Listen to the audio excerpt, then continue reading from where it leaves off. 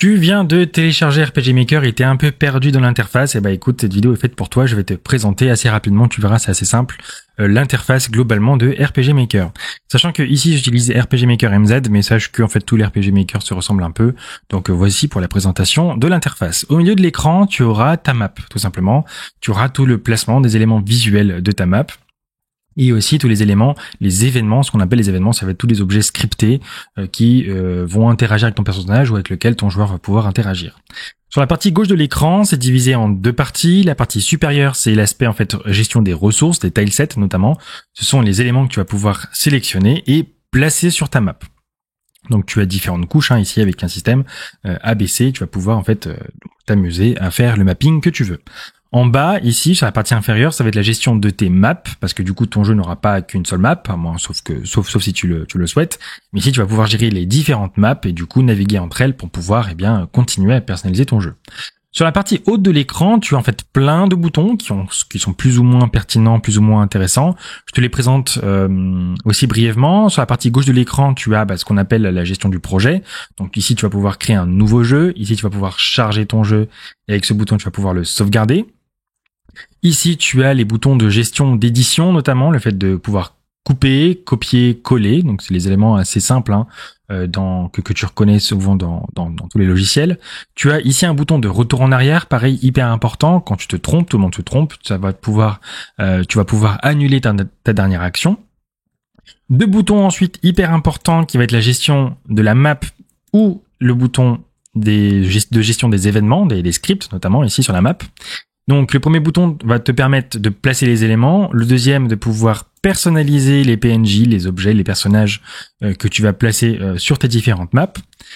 Ensuite ici 5 boutons qui vont donc ici parfois varier en fonction du RPG Maker que tu utilises, mais en tout cas de RPG Maker MZ tu en auras 5.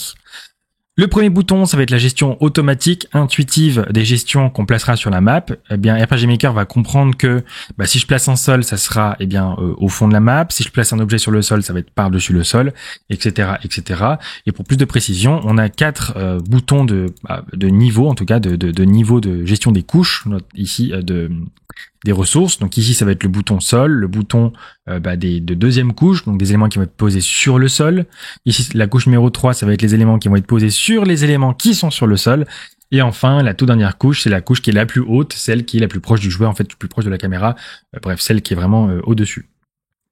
Ensuite, on a les boutons de sélection, donc soit une sélection de placement crayon, donc c'est vraiment à la case près, soit de sélection quadrillée, soit circulaire, soit le bouton remplissage, c'est un petit saut qui permet de remplir un élément par l'élément que vous aurez sélectionné.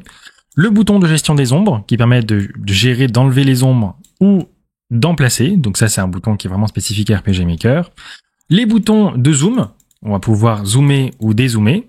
Et un bouton de remise à niveau à l'échelle 1/1. C'est l'échelle qui sera affichée telle quelle quand on jouera au jeu. Ensuite, un bouton hyper important qui est la base de données. Je vais faire une vidéo dédiée à la base de données. C'est dans ce bouton, dans cette fonction, vous allez retrouver toutes les données de votre jeu, de gestion de données, notamment les données de votre héros, les différents niveaux, les armes, les objets, les monstres, les combats, bref, toutes les données de votre jeu. Vous allez pouvoir les personnaliser dans ce bouton.